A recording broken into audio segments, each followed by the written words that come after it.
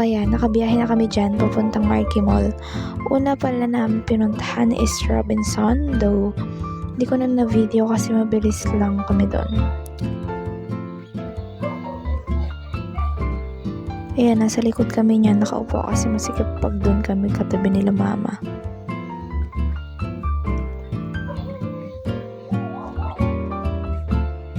Ayan, nandito na kami sa Marquee Mall. Meet my parents. Si Papa nga pala yung nagta-drive ng sasakyan kanina. Ayan, in-explain ko pa na para sa school project yung ginagawa kong video. Bibili daw ako ng wallet. Wala naman akong nabili niyan. Diyos ko.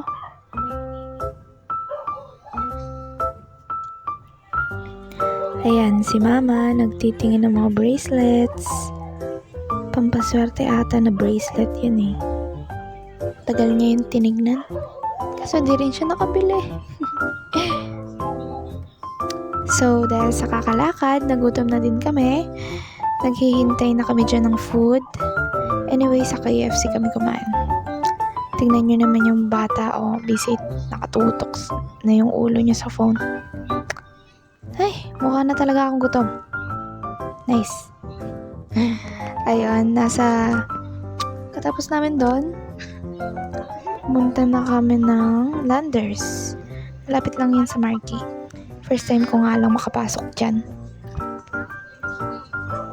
Ayan, nasa loob na kami. Super laki pala dito. Ang tataas na mga ayun yung ganyan. Hindi ko alam ano tawag dyan. Basta matataas.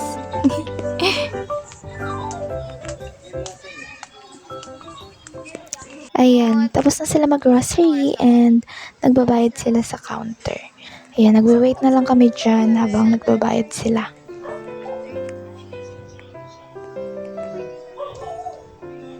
Diba? Akala ko talaga tapos na uwi na kami Ayun. Nadaanan nila yung SM Telabasta. Yeah, busy.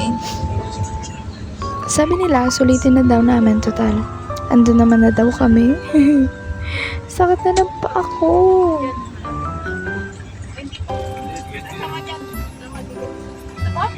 Ayan. Nasa loob na nga kami ng SM Telebastagan. Hawak na hawak si Mama sa railings dyan, May na kasi siya sa heights. Ayan, patakbo pa siya kay Papa.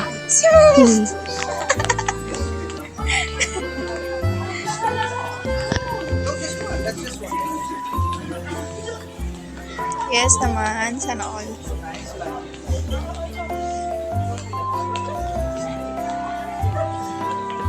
Diyan pala guys, may nakita nga pala kaming art exhibit, kaya tinignan na muna namin. Ayan, ang ganda nga ng mga drawings. Talagang mapapaisip ka kung anong hidden meaning ng mga yun. Ayan, tingin-tingin lang ako. Ang ganda nun, Tingnan mo, may bula-bula. Tawang-tawa ako dyan. Ayan. Nakakita din kami nung mga Christmas decor sa SM. Ayan. Picture si Potpot. Pero syempre, nagpa-video ako sa kanya. Ayan. Tada! Kaway-kaway. Lakad-lakad. Pak-pak. Oh, yes.